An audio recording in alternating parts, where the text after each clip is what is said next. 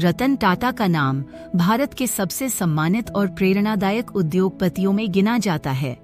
28 दिसंबर 1937 को मुंबई में जन्मे रतन टाटा, टाटा ग्रुप के संस्थापक जमशेदजी टाटा के परिवार से ताल्लुक रखते हैं।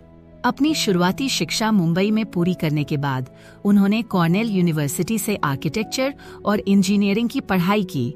बाद में उन्होंने हार्वर्ड बिजनेस स्कूल से एडवांस मैनेजमेंट प्रोग्राम भी पूरा किया। रतन टाटा ने 1962 में टाटा ग्रुप में काम करना शुरू किया और कई महत्वपूर्ण जिम्मेदारियों का निर्वहन किया।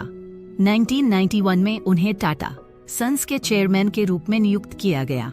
उनके नेतृत्व में टाटा ग्रुप ने वैश्विक स्तर पर अपनी पहचान बनाई और कई ऐतिहासिक अधिग्रहण किए, जिनमें टेटली, जगुआर लैंड रोवर और कोरस जैसे नाम शामिल हैं। उनके विजन और नेतृत्व ने टाटा ग्रुप को न केवल भारत में बल्कि दुनिया भर में अग्रणी समूहों में शामिल किया।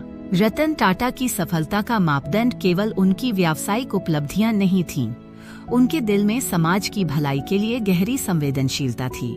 वे हमेशा से ही सामाजिक जिम्मेदारी को प्राथमिकता देते थे। शिक्षा, स्वास्थ्य, ग्रामीण विकास, इन सभी क्षेत्रों में उन्होंने अतुलनीय योगदान दिया। टाटा ट्रस्ट्स के माध्यम से उन्होंने समाज के वंचित वर्गों के उत्थान के लिए निरंतर प्रयास किए। उनकी सबसे प्रमुख उपलब्धियों में नैनो कार का निर्माण था, जो उन्होंने भारत की आम जनता के लिए एक किफायती गाड़ी के रूप में प्रस्तुत की।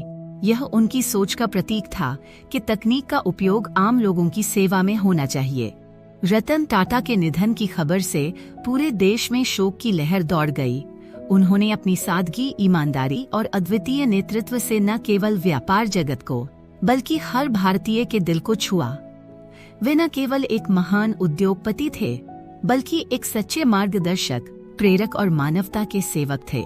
उनका जीवन एक प्रेरणा है कि सफलता केवल आर्थिक लाभ में नहीं, बल्कि समाज की भलाई और समृद्धि में भी निहित होती है।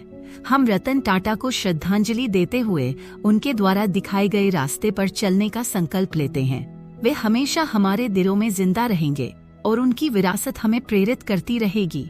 रतन टाटा, आप अमर हैं क्योंकि आप सपनों को उड़ान देने का हौसला सिखाते हैं।